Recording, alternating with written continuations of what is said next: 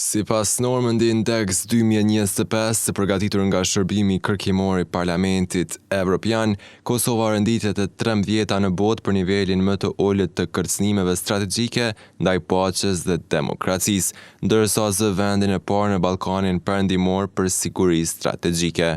Zëdhënësja Ministrisë së Mbrojtjes Liridona Gashi tha se ky indeks mat fusha kyçe si sundimi i ligjit, stabilitetit institucional, lufta kundër dezinformatave si dhe kërcënimet hibride dhe të tjera. Ky lloj indeksi mat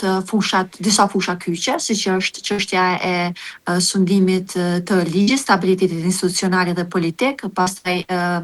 reziliencës ndaj dezinformatave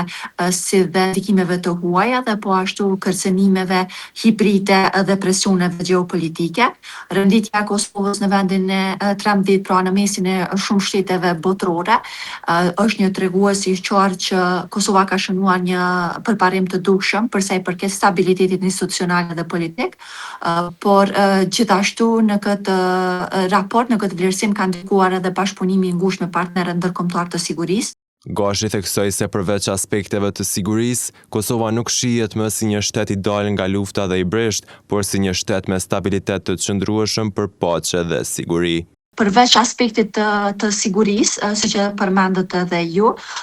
kjo renditje tregon që Kosova më thjesht nuk shihet si një shtet i dalur nga lufta dhe i brisht, po si një shtet i cili ka kapacitete gjithmonë në rritje për sa i përket paqes, stabilitetit dhe sigurisë. Gashi theksoi se ky vlerësim hap rrugë për integrimin e Kosovës në Bashkimin Evropian, ku siguria dhe stabiliteti janë elemente kyçe.